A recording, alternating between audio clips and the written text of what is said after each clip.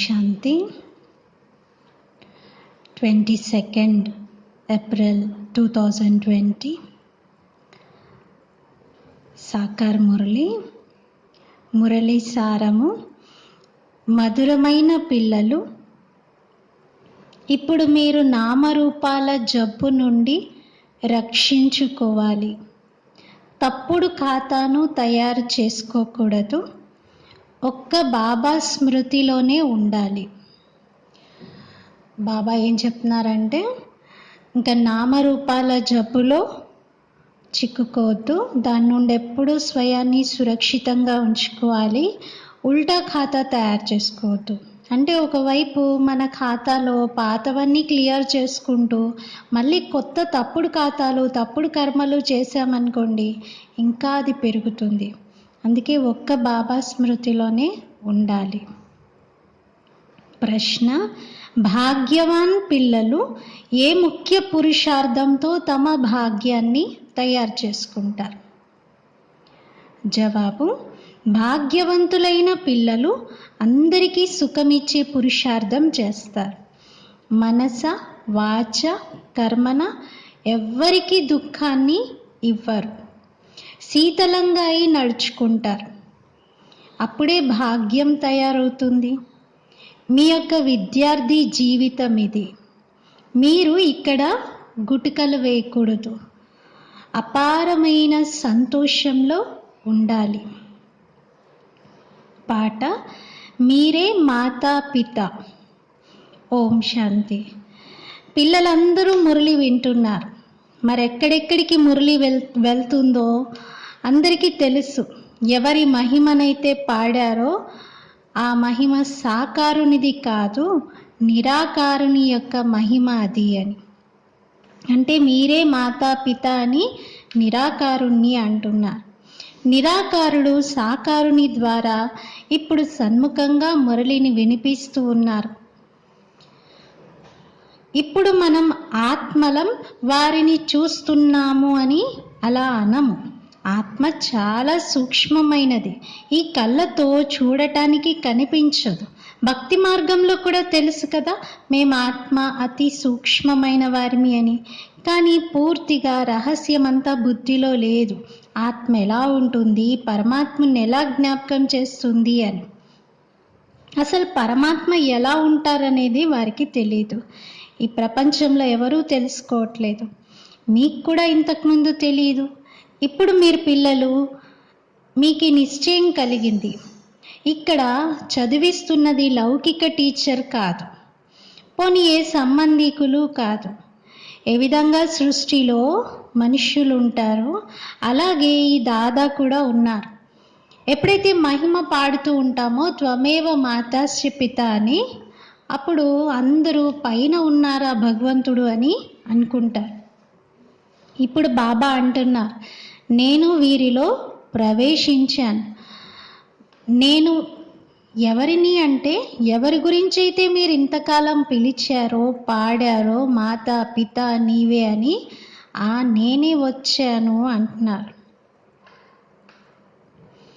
ఇంతకుముందైతే ప్రేమతో మహిమను పాడేవారు. ఇప్పుడు అందరూ భయంతో మహిమ పాడుతూ ఉన్నారు భగవంతుడిది. ఇప్పుడు ఇక్కడ ఈ శరీరంలో నేను వచ్చాను. నిరాకారుడిగా ఉండేవారు ఇప్పుడు సాకారంగా వచ్చారు. వారే పిల్లలకి నేర్పిస్తున్నారు. ప్రపంచానికి విషయం తెలియదు. భగవంతుడు ఒకవేళ భూమిపైన అవతరిస్తే ఏం చేస్తారు అనేది తెలియదు. వారైతే గీత యొక్క భగవంతుడు కృష్ణుడని భావిస్తారు. రాజయోగం నేర్పిస్తున్నారు అనేది తెలియదు అంటారు, కానీ ఎలా నేర్పిస్తారనేది తెలియదు. మరి బాబా వచ్చి ఏం చేస్తారు? మీరు పాటలైతే పాడారు, మీరే మాతాపిత అని, కానీ ఆ మాతాపిత నుండి ఏం లభిస్తుంది, ఎప్పుడు లభిస్తుంది, ఇవేవి మీకు తెలియదు. గీత వినేటువంటి వారు కృష్ణుని ద్వారా రాజయోగం నేర్పిస్తాడని మీరు అనుకున్నారు. అంటే కృష్ణుడే వచ్చేసి చెప్తారేమో అని కూడా అనుకున్నారు. కానీ ఎప్పుడు వస్తారు నేర్పించటానికి? అది కూడా మీ ధ్యాసలోకి రావాలి కదా. ఈ సమయంలో అదే మహాభారత యుద్ధం నడుస్తుంది. మరి నిజంగా కృష్ణుడు అవతరించే సమయం అని మీరు అనుకున్నారు కదా, కృష్ణుడి సమయమే అంటారు. మరి నిజంగా అదే హిస్టరీ జాగ్రఫీ రిపీట్ అవ్వాలి, రోజు రోజుకి అర్థం చేసుకుంటూ ఉంటారు గీతా భగవంతుడు రావాల్సిన సమయం ఇది అని. మహాభారత యుద్ధం యొక్క దృశ్యాలన్నీ కనిపిస్తూ ఉన్నాయి. ఇదే ప్రపంచం యొక్క అంతిమము చూపిస్తారు. పాండవులు పర్వతాలపైకి వెళ్ళి కరిగిపోయారు అని. మరి వారి బుద్ధిలో నిజంగా వినాశనం ఎదురుగా ఉంది అనే విషయం వస్తుంది కదా. ఇప్పుడు కృష్ణుడు ఎక్కడున్నారు వెతుకుతూ ఉంటారు. ఎప్పటి వరకైతే మీ ద్వారా వినరో గీతా భగవంతుడు కృష్ణుడు కాదు శివుడు అనే విషయాన్ని, అప్పటి వరకు వెతుకుతూనే ఉంటారు. మీ బుద్ధిలో ఈ విషయం చాలా నిశ్చయంతో ఉంది, గీతా జ్ఞానదాత శివ పరమాత్ముడే అని. మీరు ఎప్పుడు కూడా పొరపాట్లు చేయలేరు. మీరు ఇతరులకు కూడా అర్థం చేయించగలుగుతారు గీతా భగవంతుడు కృష్ణుడు కాదు శివుడు అని. ప్రపంచంలో అయితే ఎవ్వరు కూడా ఇలా చెప్పరు, మనం తప్ప. ఇప్పుడు గీతా భగవంతుడు రాజయోగం నేర్పిస్తూ ఉన్నారు. మరి తప్పనిసరిగా దీంతో రుజువవుతుంది కదా నరుడి నుండి నారాయణుడిగా తయారు చేస్తున్నారని. మీకు తెలుసు భగవంతుడే మనకి చదివిస్తున్నారు. నిజంగా నరుడి నుండి నారాయణుడిగా చేస్తున్నారు. ఈ లక్ష్మీనారాయణుల యొక్క స్వర్గంలో రాజ్యం ఉండేది కదా మనది. ఇప్పుడు ఆ స్వర్గమే లేదు, నారాయణుడు కూడా లేడు, దేవతలు కూడా లేరు, చిత్రాలు మిగిలిపోయాయి.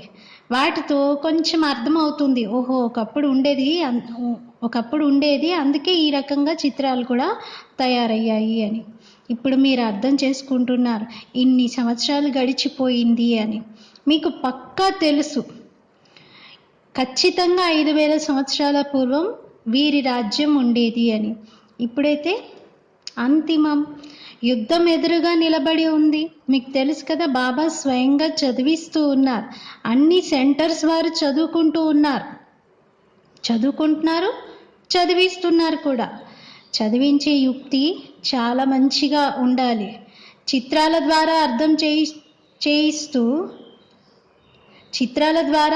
అర్థం చేయించడం అనేది చాలా బాగుంటుంది.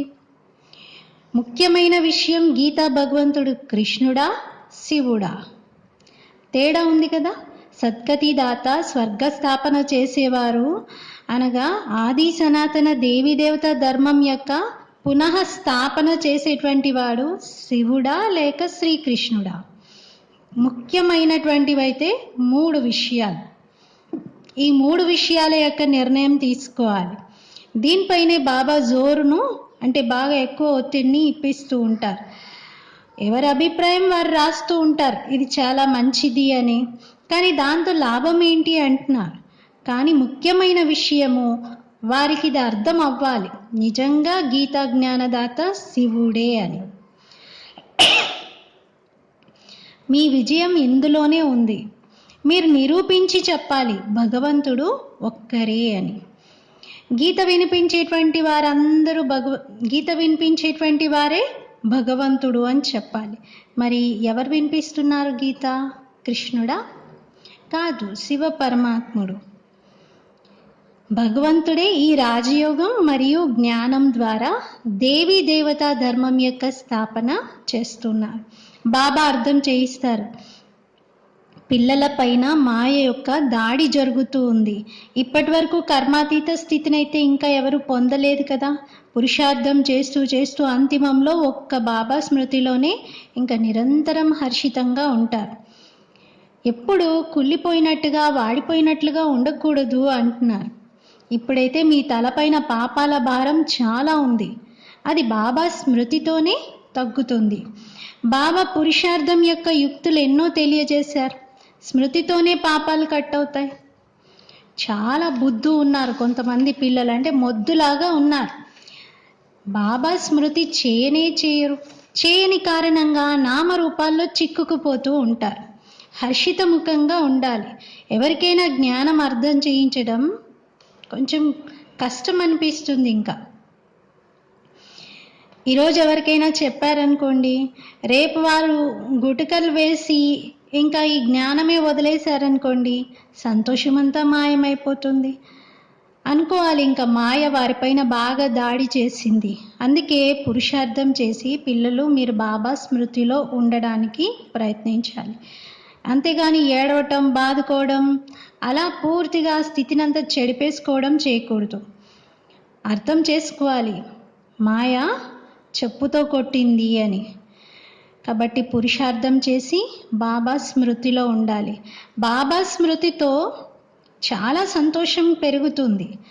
నోటి నుండి వెంటనే వాణి వెలువడుతుంది. పతిత పావనుడు బాబా అంటున్నారు, నన్ను జ్ఞాపకం చేయండి అని. మనుషులైతే ఒక్కరు కూడా రచయిత గురించి, రచయిత యొక్క పరిచయాన్ని గురించి తెలుసుకోవటం లేదు. మనుష్యులై ఉండి తమ తండ్రిని తెలుసుకోకపోతే జంతువు కన్నా హీనమైనటువంటి దశనే కదా మరి. గీతలో కృష్ణుని పేరుని వేసేశారు. భగవంతుణ్ణి తండ్రి అంటాం, మరి ఆ తండ్రిని ఎలా జ్ఞాపకం చేయాలి? ఇది చాలా పెద్ద పొరపాటు చేశారు. కృష్ణుడు ఎలా తండ్రి అవుతాడు అందరికీ? ఇది మీరు అర్థం చేయించాలి. గీతా భగవంతుడు శివబాబా వారే వారసత్వాన్ని ఇస్తూ ఉన్నారు. ముక్తి, జీవన్ముక్తి దాత కూడా వారే. ఇతర ధర్మాల వారి యొక్క బుద్ధిలో ఈ విషయాలు కూర్చోవు. లెక్క ఖాతా సమాప్తం చేసుకొని అందరూ తిరుగు ప్రయాణం చేయాల్సిందే. చివరికి కొంచెం ఏదైనా పరిచయం లభిస్తే ఇంకా ఆ పరిచయంతో వారి వారి ధర్మాల్లోకి వెళ్ళిపోతారు. బాబా అర్థం చేస్తున్నారు, మీరు దేవతలుగా ఉండేవారు, ఇప్పుడు బాబా స్మృతి చేయడంతో మీరు మరల దేవతలుగా అవుతూ ఉన్నారు. మీ వికర్మలన్నీ మీరు వినాశనం చేసుకుంటున్నారు. అయినా కూడా అంటే బాబా ఇంత లోతుగా మనకి అవగాహన కలిగించిన తర్వాత కూడా పిల్లలు తప్పుడు వ్యాపారాలు చేస్తూ ఉంటారు. బాబాకు రాస్తారు, బాబా ఈరోజు మా స్థితి అంతా వాడిపోయింది, మేము అసలు ఏమీ మీ స్మృతిలో లేము, జ్ఞాపకమే చేయలేదు కాబట్టి వాడిపోయినట్లు ఉంటారు. ఇది ఉన్నదే శవాల ప్రపంచం. అంటే అందరూ నిర్జీవంగా శవాల మాదిరిగా జీవిస్తున్నారు. అందరూ మరణించే ఉన్నారు. మీరిప్పుడు బాబా వారిగా అయ్యారు. బాబా యొక్క ఆజ్ఞ ఏంటి? నన్ను జ్ఞాపకం చేయండి, అప్పుడు వికర్మలు వినాశనం అవుతాయి. శరీరం అయితే పాతది, తమో ప్రధానమైనది. చివరి వరకు ఏదో ఒకటి జరుగుతూనే ఉంటుంది. ఎప్పటి వరకైతే బాబా స్మృతితో కర్మాతీత స్థితిని పొందరో అప్పటి వరకు మాయ కదిలిస్తూనే ఉంటుంది, ఎవరిని విడిచిపెట్టదు. పరిశీలించుకోవాలి, మాయ ఏ విధంగా నన్ను మోసగించట్లేదు కదా. భగవంతుడు నాకు చదివిస్తూ ఉన్నారు, ఇది ఎప్పుడూ మర్చిపోకూడదు. ఆత్మ అంటుంది, నా ప్రాణాల కన్నా నాకు ప్రియమైన వారు నా బాబా అని. ఇలాంటి తండ్రిని ఎందుకు మర్చిపోతున్నారు మరి? బాబా ధనం ఇస్తున్నారు దానం చేయటానికి. ప్రదర్శని మేళాలో మీరు చాలామందికి దానం చేయవచ్చు, కానీ ఇంట్రెస్ట్ ఉండాలి. అభిరుచి ఉన్నవాళ్ళు ఆగరు ఇంకా అంటున్నారు. ఇప్పుడైతే బాబా పిల్లలకి ఒక ఇన్స్పిరేషన్ కలిగిస్తూ ఉన్నారు, ప్రేరణనిస్తూ ఉన్నారు, ఉత్సాహాన్ని కలిగిస్తున్నారు. పిల్లలు వెళ్ళండి, వెళ్ళి అందరికీ అర్థం చేయించండి అని. అందులో కూడా మంచిగా అర్థం చేయించేటువంటి వారు కావాలి. దేహ అభిమానం ఉన్న వారి బాణము అసలు పదునుగా ఉండదు, ఎవరికి తగలదు అంటున్నారు. ఖడ్గాలు కూడా రకరకాలు ఉంటాయి కదా. మీ యొక్క యోగం అనే ఖడ్గము చాలా తీక్షణంగా ఉండాలి. సర్వీస్ యొక్క ఉల్లాసం ఉండాలి. అనేకుల కళ్యాణం చెయ్యాలి అని బాబా జ్ఞాపకంతో ఎలాంటి ప్రాక్టీస్ అయిపోతుందంటే చివరికి ఇంకా ఒక్క బాబా తప్ప ఎవ్వరూ గుర్తురారు. అప్పుడే మీరు రాజ్య పదవిని పొందుతారు. అంతిమ కాలంలో అలఫ్ని స్మరించండి అని అంటారు. లేదా హిందూ మతంలో అయితే నారాయణుని యొక్క స్మరణ చేయండి అంటారు. బాబ్ ఆర్ నారాయణ్, బాబా అన్నారు. ఈ రెండే గుర్తుండాలి, బాబా మరియు నారాయణుడు. నారాయణుడు అంటే ఏంటి ఇక్కడ? బాబా అన్నారు, నేను ఇచ్చే వారసత్వం మన పదవి కదా. నారాయణ పదవిని పొందుతున్నాము, దేవతగా అవుతున్నాము, సత్యుగానికి వెళ్తున్నాం. కాబట్టి బాబాను, బాబా ఇచ్చే వారసత్వాన్ని జ్ఞాపకం చేయాలి. దీన్నే బాబా నన్ను నారాయణుణ్ణి జ్ఞాపకం చేయండి అంటున్నాడు. కానీ మాయ తక్కువేమీ లేదు. పచ్చిగా ఉన్న వారిని ఒక్కసారిగా లాగేసి పడేస్తుంది, చెడు కర్మలు చేయిస్తుంది వారితో. ఇంకా నామరూపాల్లో చిక్కుకుంటారు. ఒకరికొకరు ప్రైవేట్గా ఉత్తరాలు కూడా రాసుకుంటూ ఉంటారు. దేహదారులతో ప్రీతి ఏర్పడుతుంది. ఇంకా ఉల్టా కర్మల ఖాతా తయారవుతుంది. బాబా వద్దకి అందరి సమాచారము వచ్చేస్తుంది. ఉల్టా సుల్టా కర్మలు చేశారంటే ఇంకా బాబాతో ఏం చెప్తారు? బాబా అలా జరిగిపోయింది, అసలు నేను అనుకోలేదు ఇలా జరుగుతుందని అంటారు. బాబా అంటారు, నీ ఖాతా అంతా చెడిపోయింది కదా, మరి శరీరం ఏదైతే ఉందో మలినమైపోయింది. ఇంకిప్పుడు మీరు బాబాని ఏం జ్ఞాపకం చేయగలుగుతారు? అయినా బాబా మళ్ళీ చెప్తారు, నిరంతరం నా స్మృతిలో ఉండండి, అప్పుడే సంతోషంగా ఉండగలుగుతారు. ఈరోజు సంతోషం ఉంది, రేపు మళ్ళీ నిర్జీవంగా అయిపోతారు. జన్మాంతరాలు నామరూపాల్లో చిక్కుకుంటూ వచ్చారు కదా. స్వర్గంలో ఇటువంటి నామరూపాల్లో చిక్కుకునే జబ్బు ఉండదు. అక్కడ మోహజీత్ కుటుంబం ఉంటుంది, తెలుసు కదా అందరికీ. అక్కడ మేము ఆత్మలం, ఇవి మా యొక్క శరీరాలు అని. ఆత్మాభిమాని ప్రపంచం అది, ఇది దేహాభిమాని ప్రపంచం. ఇక అర్ధకల్పం మీరు దేహ అభిమానంలో ఉంటారు, అర్ధకల్పం ఆత్మాభిమానిగా ఉంటారు. ఇప్పుడు బాబా అన్నారు, ఈ దేహాభిమానాన్ని వదలండి. ఆత్మాభిమానిగా అవడంతో చాలా మధురంగా శీతలంగా అయిపోతారు. ఎంతోమంది ఉన్నారు, పురుషార్థం చేస్తూ ఉంటారు. బాబా అంటారు, నన్ను మర్చిపోకుండా ఉండాలి. పురుషార్థం ఎలా చెయ్యాలి? అసలు బాబాని మర్చిపోవాలంటే మర్చిపోకూడదు, అంటే మరుపు రాకూడదు, అలా ఉండాలి. గుల్జార్ దాది ఎప్పుడు చెప్తూ ఉంటారు, అసలు బాబాని మర్చిపోయి ఎలా ఉంటారో నేను ప్రయత్నం చేద్దామనుకున్నా, నా వల్ల కాదు. నేను అసలు ఒక క్షణం కూడా బాబా స్మృతి లేకుండా ఉండలేను అని. బాబా ఆజ్ఞాపిస్తున్నారు, నన్ను జ్ఞాపకం చేయండి, చార్ట్ రాయండి. కానీ మాయ చార్ట్ కూడా పెట్టుకోనివ్వదు. ఇంత మధురమైన తండ్రిని ఎంత జ్ఞాపకం చెయ్యాలి? పతులకు పతి, తండ్రులకు తండ్రి. బాబాని జ్ఞాపకం చేసి ఇతరులను కూడా తన సమానంగా చేసే పురుషార్థం చెయ్యాలి. ఇందులో కొంచెం అంటే అభిరుచి బాగా ఉండాలి, ఉన్నవారే చేయగలుగుతారు అంటున్నారు. యోగం చెయ్యాలనే ఇంట్రెస్ట్ క్రియేట్ అవ్వాలి. సర్వీసేబుల్ పిల్లలకైతే బాబా ఇంకా మీరు లౌకిక వ్యాపారము ఉద్యోగం చేయాల్సిన అవసరం లేదు అని చెప్తారు. పరిస్థితిని చూసి సలహా ఇస్తారు. ఇంకా ఈ వ్యాపారంలో నిమగ్నం అవ్వండి అంటారు. లక్ష్యం, ఉద్దేశం ఎదురుగా ఉంది కదా. భక్తి మార్గంలో కూడా చిత్రాల ఎదురు కూర్చొని జ్ఞాపకం చేస్తూ ఉంటారు. మీరైతే కేవలం ఆత్మగా భావించి పరమాత్మ తండ్రిని జ్ఞాపకం చేయాలి.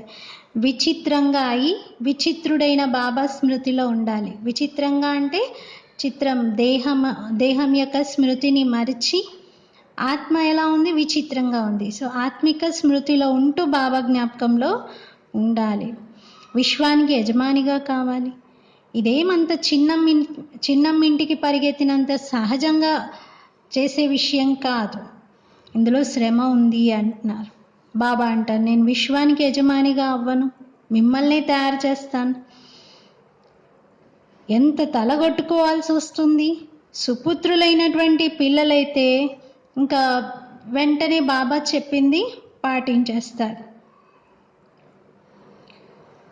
వారికి చింత పట్టుకుంటుంది కూడా. సుపుత్రులైన పిల్లలకి ఇంకా సెలవు తీసుకొనైనా వెళ్ళి సేవలో నిమగ్నమై ఉంటారు. కొంతమంది పిల్లలకి బంధనాలు కూడా ఉన్నాయి, మోహం కూడా ఉంది. బాబా అంటారు, మీరు అన్ని రకాల జబ్బులను వదిలించుకొని రండి. బాబా అంటారు, నా స్మృతిలో ఉండండి. మాయ మిమ్మల్ని బాగా ఊపే ప్రయత్నం చేస్తుంది. అన్నింటికన్నా ముఖ్యమైనది బాబా స్మృతి. రచయిత, రచన యొక్క ఆది మధ్య అంత జ్ఞానం మీకు లభించింది, ఇంకేం కావాలి? భాగ్యవాన్ పిల్లలు అందరికీ సుఖమిచ్చేటువంటి పురుషార్థం చేస్తూ ఉంటారు. మనస, వాచ, కర్మన ఎప్పుడు ఎవ్వరికీ దుఃఖాన్ని ఇవ్వకూడదు. శీతలంగా నడుచుకోవాలి, అప్పుడే భాగ్యం తయారవుతుంది. ఒకవేళ ఎవరైనా అర్థం చేయించలేకపోతున్నారనుకోండి, బాబా అంటారు, వీళ్ళ అదృష్టంలో, వీళ్ళ భాగ్యంలో లేదు ఇంకా అని. ఎవరి భాగ్యంలో ఉంటుందో వారు మంచి రీతిగా వింటారు, వినిపిస్తారు. అనుభవం ఏం చెప్తుంది? ఒకవేళ మనకు అర్థమైంది అంటే తప్పకుండా మనం వేరే వారికి ఏదో ఒక రీతిలో చెప్పగలుగుతాం.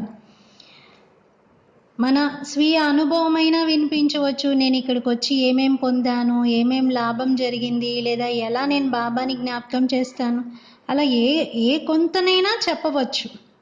ఇప్పుడు అర్థమవుతుంది కదా. ఇప్పటి వరకు ఏదైతే చేశారో దాంతో దుర్గతినే పొందుతూ వచ్చారు. సద్గతి ఎప్పుడు పొందుతారు? బాబా స్మృతిలో ఉన్నప్పుడే. అతి కష్టంగా కొంతమంది 1 గంట, అరగంట బాబాని జ్ఞాపకం చేస్తూ ఉంటారు. ఇక మిగతా సమయం అంతా గుట్కలు వేస్తూ ఉంటారు. బాబా అంటారు, అర్ధకల్పం గుట్కలు వేశారు, ఇప్పుడు బాబా లభించారు, మీది విద్యార్థి జీవితం ఉంది, ఇంకెంత సంతోషం ఉండాలి. కానీ బాబాని గడియ గడియ మళ్ళీ మర్చిపోతూ ఉంటారు.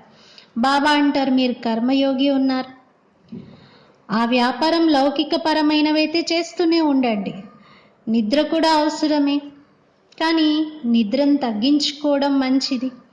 స్మృతితో సంపాదన జరుగుతుంది, సంతోషం కూడా ఉంటుంది.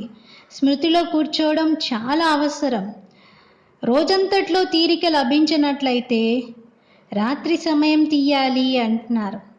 బాబా స్మృతితో చాలా సంతోషం కలుగుతుంది. ఎవరికి ఏ బంధనం ఉన్నా కూడా మీరు చెప్పవచ్చు, బాబా నుండి వారసత్వాన్ని తీసుకోవాలి అంటే మిమ్మల్ని ఎవ్వరూ అడ్డుకోలేరు. కేవలం గవర్నమెంట్ వద్దకి వెళ్ళి అర్థం చేయించాలి, వినాశనం ఎదురుగా ఉంది, బాబానేమో నన్ను జ్ఞాపకం చేస్తే వికర్మలు వినాశనం అవుతాయని చెప్తున్నారు, ఈ అంతిమ జన్మ నేను పవిత్రంగా ఉండాలని కోరుకుంటున్నాను, ఇక్కడ ఇంట్లో కుటుంబంలో నన్ను పవిత్రంగా ఉండనివ్వట్లేదు, మీరు సహకరించండి అని అలా మీరు ధైర్యం చేసి చెప్పాలి అంటున్నారు. కానీ ఎవరలా చెప్పగలుగుతారు? అంత ధైర్యం చేసి ఎవరలా చెప్పగలుగుతారు? ఎవరికైతే జ్ఞానం యొక్క హుషారు బాగా వచ్చేస్తుందో, జ్ఞానం యొక్క మస్తీలో ఉంటారో వారు మాత్రమే చెప్తారు. ఇక్కడికి వచ్చేసి మళ్ళీ అన్ని వదులుకొని దేహదారులను జ్ఞాపకం చేస్తే లాభం ఏం లేదు కదా. దేహాభిమానంలో వచ్చి ఇంకా ఇక్కడ పోట్లాడతారు, గొడవ పడతారు. ఇంకా క్రోధం యొక్క భూతం నెక్స్ట్ దాడి చేస్తూ ఉంటుంది. బాబా క్రోధం చేసేటువంటి వారి వైపు అయితే అసలు చూడనే చూడరు. సర్వీస్ చేసేటువంటి వారంటే బాబాకు చాలా ప్రేమ. దేహాభిమానం యొక్క నడవడికను కొందరు చూపిస్తూ ఉంటారు. పుష్పాలుగా ఎప్పుడవుతారు? బాబా స్మృతిలో ఉన్నప్పుడే. మూల విషయం ఇదే. ఒకరికొకరు చూసుకుంటూ బాబాని జ్ఞాపకం చేయాలి. సర్వీస్లో ఎముకలను సైతం స్వాహ చెయ్యాలి. బ్రాహ్మణులు పరస్పరంలో క్షీరఖండమై ఉండాలి, ఉప్పు నీటి మాదిరిగా కాకూడదు. కానీ అర్థం అవ్వని కారణంగా ఒకరినొకరు ద్వేషించుకుంటూ ఉంటారు. బాబాతో కూడా ద్వేషం పెట్టుకుంటారు. ఇలాంటి వారు ఏం పదవిని పొందుతారు? మరి మీకు సాక్షాత్కారం అవుతుంది. ఇంకా ఆ సమయంలో అన్నీ గుర్తొస్తాయి. అయ్యో నేను ఎంత పెద్ద తప్పు చేశాను, పొరపాటు చేశాను కదా అని. ఇంకప్పుడు బాబా ఏమంటారు? అదృష్టంలో లేదు. ఇంకప్పుడు ఏం చేయగలుగుతారు? అచ్చా, मीठे मीठे सिकिलते बच्चों प्रति माता पिता बाप दादा का याद प्यार और गुड मॉर्निंग. रूहानी बाप की रूहानी बच्चों को नमस्ते. हम रूहानी बच्चों की रूहानी बाप दादा को याद प्यार गुड मॉर्निंग और नमस्ते. मेरा बाबा मीठा बाबा प्यारा बाबा शुक्रिया बाबा. ధారణ కొరకు ముఖ్య సారము. మొదటి పాయింట్, నిర్బంధనంగా అవ్వడానికి జ్ఞానం యొక్క హుషారులో ఉండాలి. దేహ అభిమానం యొక్క నడవడిక నడుచుకోకూడదు. పరస్పరం ఉప్పు నీటిగా అయ్యేటువంటి సంస్కారం ఉండకూడదు. దేహదారులతో ప్రేమ ఉంటే బంధనముక్తులుగా కాలేరు. రెండవది, కర్మయోగిగా అయి ఉండాలి. తప్పనిసరి బాబా స్మృతిలో కూర్చోవాలి. ఆత్మ అభిమానిగా చాలా మధురంగా శీతలంగా అయ్యే పురుషార్థం చెయ్యాలి. సర్వీస్లో ఎముకలని ఇవ్వాలి. వరదానం. ఏకనామి మరియు ఇకానామి యొక్క పాఠము ద్వారా అలజడిలో కూడా అచంచలంగా స్థిరంగా ఉండాలి. ఏకనామి మరియు ఇకానామి యొక్క పాఠము ద్వారా అలజడిలో కూడా అచంచలంగా స్థిరంగా ఉండాలి. వివరణ: సమయం అనుసారంగా వాయుమండలం అశాంతి మరియు అలజడితో పెరుగుతూ ఉంది. ఇలాంటి సమయంలో అచంచలంగా స్థిరంగా ఉండటానికి బుద్ధి యొక్క లైన్ చాలా క్లియర్గా ఉండాలి. దీని కొరకు సమయం అనుసారంగా టచింగ్ మరియు క్యాచింగ్ పవర్ యొక్క అవసరం ఉంది. దీన్ని పెంచుకోవటానికి ఏకనామీగా మరియు ఇకానమీని పాటించే వారిగా కావాలి. ఇకానమీ అంటే పొదుపు, ఏకనామీ అంటే ఒక్కరి యొక్క నామస్మరణే చేసేవారు, ఇకానమీ అంటే పొదుపు చేసేవారు. ఏకనామీ మరియు ఇకానమీ చేసేటువంటి పిల్లల యొక్క లైన్ క్లియర్గా ఉన్న కారణంగా బాప్దాదా యొక్క డైరెక్షన్లను సహజంగా క్యాచ్ చేసి అలజడిలో కూడా అచంచలంగా స్థిరంగా నిలకడగా ఉండగలుగుతారు. స్లోగన్: స్థూల సూక్ష్మ కోరికలను త్యాగం చేయండి, అప్పుడు ఏ విషయాన్నైనా మీరు ధైర్యంగా ఎదుర్కోగలుగుతారు. స్థూలమైన సూక్ష్మమైనటువంటి కోరికలని త్యాగం చేయండి, అప్పుడు ఏ విషయాన్నైనా ఎదుర్కోగలుగుతారు. ఓం శాంతి.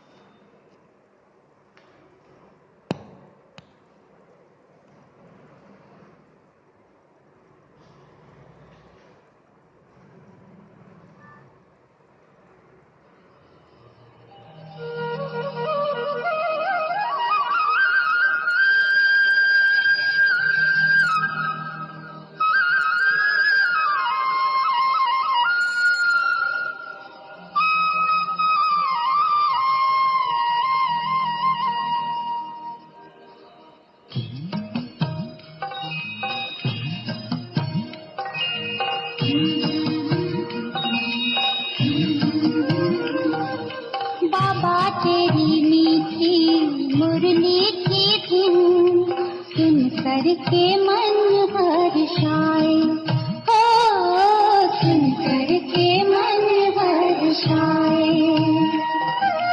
बाबा तेरी मीठी मुरली की धुन सुन करके मन हर्षाए, हो सुन करके मन हर्षाए।